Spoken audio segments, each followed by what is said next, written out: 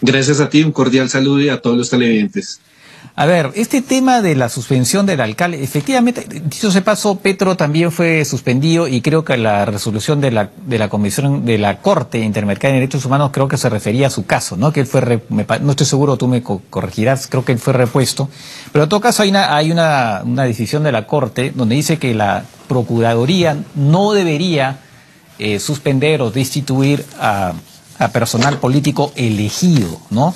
Y parece que en este caso, pues la procuradora, que creo que ha sido parte del gobierno de Duque, no sé, no sé, finalmente decidió suspender por haber hecho campaña, ¿no? Parece que están prohibidos hacer campaña los alcaldes, intervenir en las campañas políticas. Sí, bueno, el contexto es, y yo creo que en América Latina todos sufrimos del mismo problema, es que estos gobiernos, digamos, como que tienen un tinte de cooptación del Estado, lo que pasó en Venezuela, lo que pasó en Argentina, en Brasil. ¿Y qué quiere decir esto? En Colombia, el partido de gobierno, en este momento el Centro Democrático, ha cooptado el Estado ¿desde qué punto de vista? Pues en la rama legislativa tiene las mayorías en el Congreso, en el Ejecutivo, pues el presidente es del Centro Democrático. En el legislativo, ellos han tenido, en el judicial, perdóname, han tenido un problema porque las cortes han sido la piedra en el zapato del uribismo, tan así que llevaron al expresidente Uribe en este momento a juicio, pero lo que hicieron fue, ya que las cortes no las han podido controlar, entre comillas, y eso que han intentado minimizar las cortes y que quede una sola corte para todos los procesos, así ellos los podrían dominar, cosa que no ha pasado, pusieron fue al fiscal general de la nación, que venía del gobierno Duque lo propone en una terna y llega a ser fiscal general. Y los órganos de control, que es la Contraloría, la Procuraduría, también están en manos del uribismo porque eran antiguos funcionarios del gobierno. ¿Qué nos quedaría? La registraduría, donde están los votos, también fue puesto este personaje por el uribismo. Eso es lo que se llama cooptación del Estado. Son los dueños de las tres ramas del poder, de los órganos de control y el de los votos. Lo mismo que pasa en Venezuela. Entonces, ¿qué pasa? Ahora, ese es como un contexto general. ¿Qué pasó? Ahorita los funcionarios públicos en Colombia tienen prohibido participar en política, cualquier funcionario público. Entonces, ¿qué ha pasado? Todos han pasado por encima de la regla y, digamos, funcionarios públicos del gobierno, empezando por el propio presidente, ha participado ya en la campaña electoral. Cada vez que Gustavo Petro da alguna propuesta, Duque sale y se la responde. Lo que pasa es que Duque nunca dice puntualmente el nombre de Petro, pero pues todos se entiende que está hablando de las propuestas de Petro. Después, el comandante del ejército sale y se va a un rifirrafe por Twitter con Petro y participa activamente en política, violando la Constitución nuevamente y no pasa nada. Ahora, los del otro lado, los de la izquierda, empezaron también a participar en política, casi que la lógica de, bueno, si esos no les dijeron nada, pues nosotros también. Entonces, Daniel Quintero, alcalde de Medellín, empezó a hacer estos comentarios, digamos, ambiguos, pero todo el mundo entendía que lo que quería decir era que este tema de el cambio en primera, que simulaba que estaba en el carro y tal, y metía el cambio del carro, pero realmente lo que quería decir que era que el cambio, que así se le llama a la campaña de Gustavo Petro, en primera era que el cambio pasaba o ganaba en la primera vuelta, que es en 17 días. Entonces la reacción de la procuradora fue destituir temporalmente al alcalde de Medellín, y de los de izquierda salieron a decir, pero ¿por qué lo destituye a él y no ha destituido a ninguno de los de la derecha que todos han participado en política? Entonces queda como ese sinsabor que pues que como hay una cooptación del Estado, digamos estos funcionarios funcionan y se ve la balanza obviamente desequilibrada porque funcionan y tienen una narrativa para los de la derecha y otra narrativa para los de la izquierda. Cosa que no debería ser. Yo por ejemplo he dicho, las fuerzas militares no pueden ser de izquierda ni de derecha porque prestan un servicio público que es la seguridad y la soberanía del Estado. Pero eso en América Latina no lo vamos a entender. Entonces ese es más o menos el contexto. Ahora, lo segundo, lo que tú decías, esto ya había pasado hace más de 10 años, hace 12 años, Gustavo Petro había sido removido del cargo por Alejandro Ordóñez, procurador de la época, en esa misma rifirrafe de izquierda versus derecha. Petro, el alcalde de Bogotá, siendo de izquierda y el procurador siendo de derecha, lo destituye. Petro interpone una cantidad de recursos ante la Comisión y a la Corte, Interamericana de Derechos Humanos. Ellos sacan un pronunciamiento donde dicen que no se puede destituir a ningún funcionario de elección popular por medio de ese mecanismo. Es para evitar, digamos, ese rifirrafe y, digamos, ese control político a través de estos órganos de control. Y lo que acaba de hacer la procuradora es también saltarse esa sentencia de la Corte Interamericana, y eso es lo que ha generado pues este debate en el que estamos todos hoy. Ahora, pero no debería ser, o sea, una vez que está la sentencia debe ser cumplida. ¿Cómo así? ¿Ella qué cosa ha dicho respecto, ha dicho algo respecto a esa sentencia o no ha dicho nada? No, no ha dicho nada. El pronunciamiento que ustedes en la nota de contexto que presentaron fue lo único que ha dicho, donde dice que ningún funcionario debe participar en política, etcétera. Pero pues lo que les decía, la práctica es por qué los funcionarios del gobierno sí lo hacen y los de la oposición no. Y frente al pronunciamiento de la Corte no ha dicho nada. Seguramente desde las alas de la izquierda, la centroizquierda, van a generar algún tipo de pronunciamiento a la Corte para que la Corte se pronuncie, pidiéndole al Estado colombiano que respete los pronunciamientos y acate las sentencias de la Corte Interamericana de Derechos Humanos. Ahora para un poco, porque veo que en Colombia hay algunas instituciones que acá no existen, ¿no? Acá existe efectivamente la Contraloría, ¿no? Pero el procurador, bueno, existe la Fiscalía, por cierto, en el Ministerio Público, y los procuradores son en realidad abogados del Estado, en el sentido que son cuando hay un proceso por corrupción, mientras la Fiscalía investiga, lo que hace el abogado también puede cooperar con la investigación, por eso todo lo que está buscando es que se repare, ¿no? Financieramente el daño causado por la corrupción o, digamos, algún acto que ha sido cometido contra una entidad del Estado. Cada entidad del Estado tiene su propio procurador, son abogados del Estado que buscan sobre todo el tema de la reparación. Pero lo que veo que en Colombia la procuradora es otra cosa, ¿no? ¿Cuál es su, o sea, sobre todo respecto a la Contraloría, qué hace el procurador en Colombia, o la procuradora en este caso? Sí, en Colombia tenemos la figura de que el contralor, el contralor general, y tiene a su vez delegados a nivel nacional, son los que se encargan de la veeduría de los recursos públicos, de la plata. O sea, claro, el contralor acá, es igual a plata. Claro, como aquí. Y el contralor y el procurador es, y vuelve y juega, es como hay uno nacional y tiene unos delegados, o sea, hay uno grande, el general, y tiene delegados en las provincias. Ese procurador es el encargado del tema de las sanciones disciplinarias cuando los funcionarios públicos violan la ley. Es como el juez interno disciplinario de los funcionarios públicos. Entonces, de por sí, un funcionario público que cometa algún delito tiene las dos sanciones. Tiene una sanción disciplinaria por parte de la Contraloría y tiene una sanción económica por parte, de la Procuraduría, como en lo disciplinario, y tiene una sanción económica por parte de la Contraloría.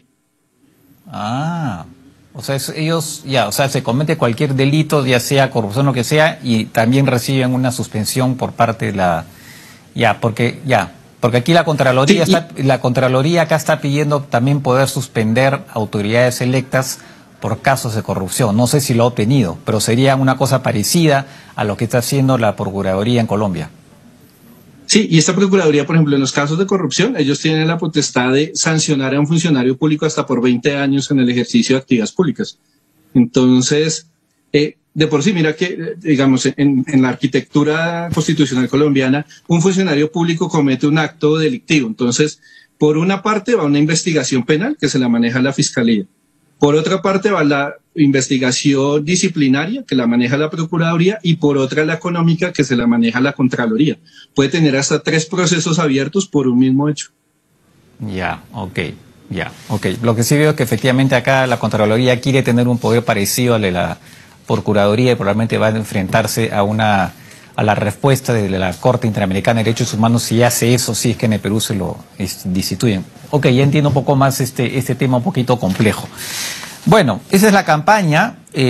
Por cierto, la última encuesta creo que le ha dado 42, me parece, a Petro y 26 creo que a Federico Gutiérrez, ¿no? Y que parecería que se va a una segunda vuelta aparentemente, pero que podría ganar Petro también en segunda vuelta, ¿no? Pero quería hablar contigo ahora, primero, del tema del asesinato del fiscal paraguayo. He leído en El Tiempo un artículo donde dicen que los norteamericanos piensan que eventualmente podría deberse a que la orden salió de una prisión norteamericana. que estaría ligado a alguien del Hezbollah, ¿no? De este grupo libanés pro-iraní terrorista, que alguno de sus hombres fue investigado y condenado, o extraditado a Estados Unidos por tema de lavado de activos. Después hay otras hipótesis. No sé, ¿qué has oído tú hablar? Un detalle curioso, parece que utilizaron alquilaron una motonáutica o la compraron, no sé, por $200,000. O sea, quiere decir que ese asesinato ha sido, ¿cuánto le han pagado a los sicarios? O sea, ha corrido muchísimo dinero.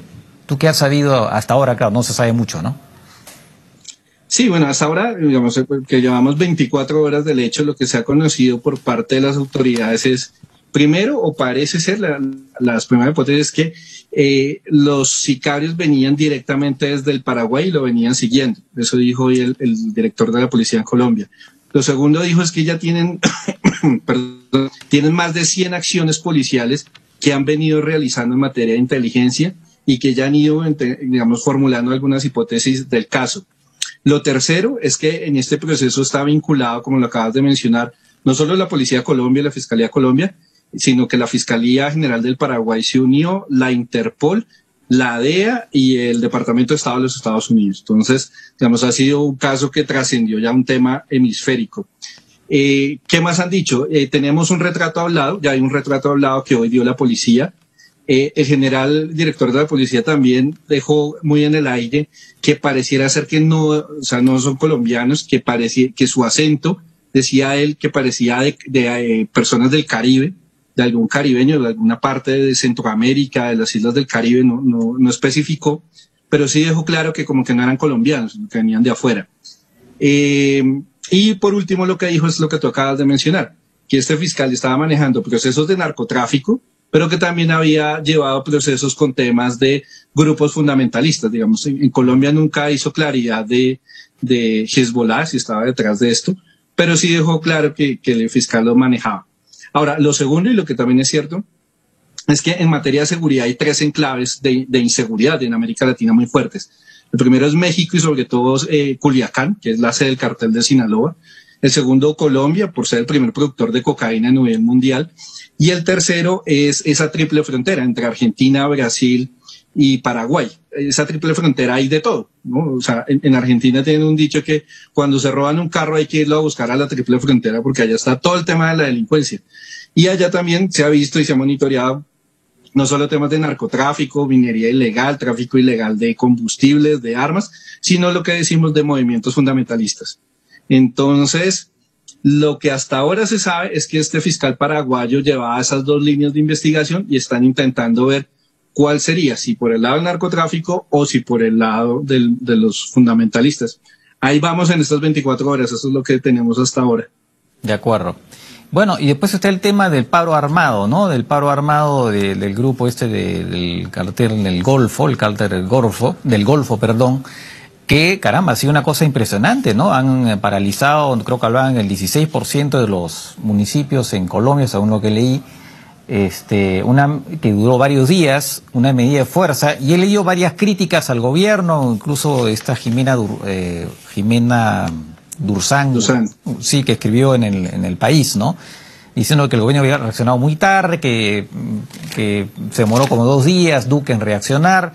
En fin, que en todo caso eso representa pues un desafío muy grande para el Estado colombiano, ¿no?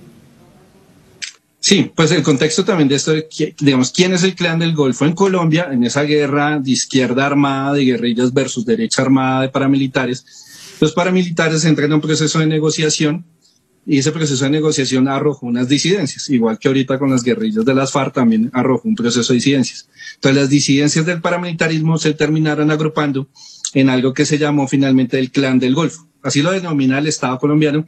Ellos se autodenominan como Autodefensas Gaitanistas de Colombia. Entonces, este grupo lo que tiene cooptado son los antiguos territorios que manejaban los paramilitares. Quiere decir todo lo que es el noroccidente del país, o sea, pegado a la frontera con Panamá, perdón. ¿Y por qué con Panamá? Porque ahí tienen una gran ruta de salida de narcotráfico, de droga que llevan costeadas por Centroamérica y una ruta que sube hasta México y México-Estados Unidos.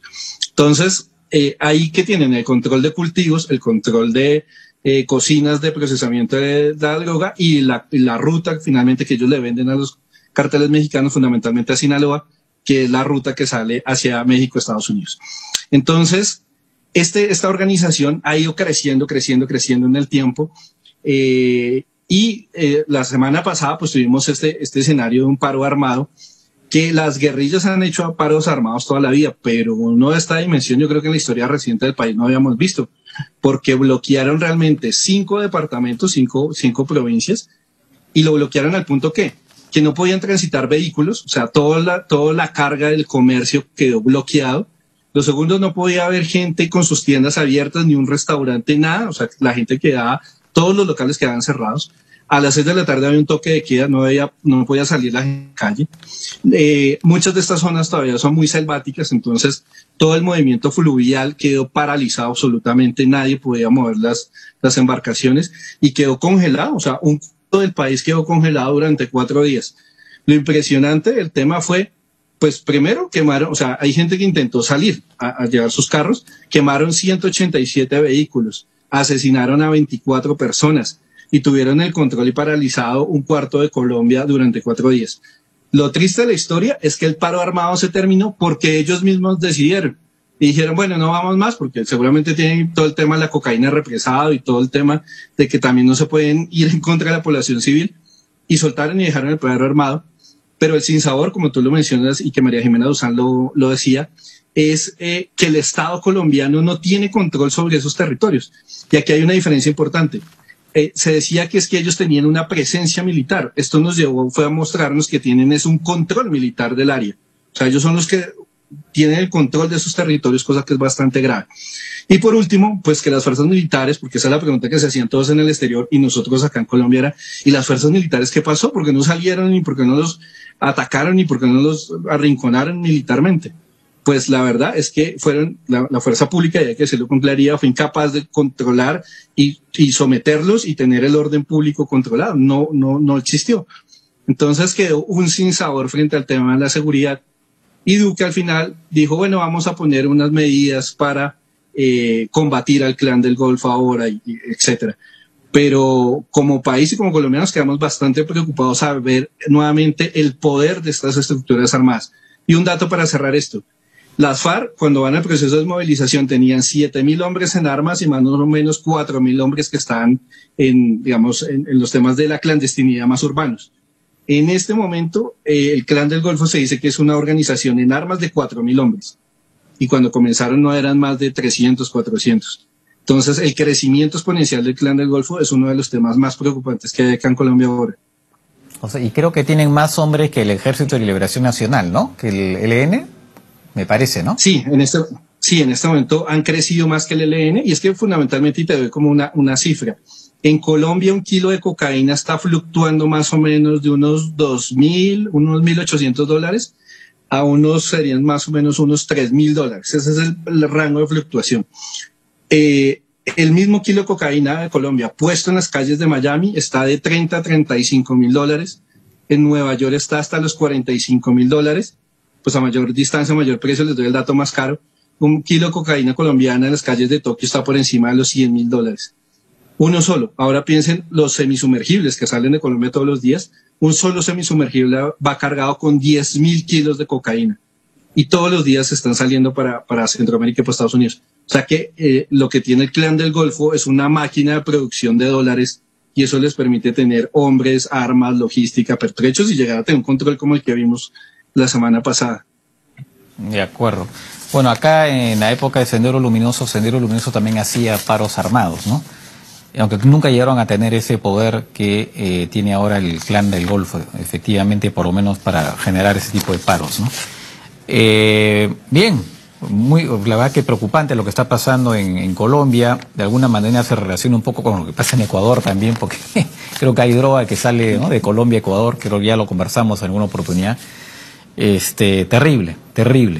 Bueno, Néstor, muchas gracias por estas precisiones. Vamos a seguir al tanto de lo que sigue pasando. Veo que los sucesores de Otoniel son Chiquito Malo y Siopa, ¿no? Esos son los sucesores de Otoniel en la dirección de Chiquito Malo. Mira, acá tenemos los niños, allá tienen Chiquito Malo. Bueno, sí. Bien, Néstor, gracias por tus explicaciones y ya estaremos conversando nuevamente.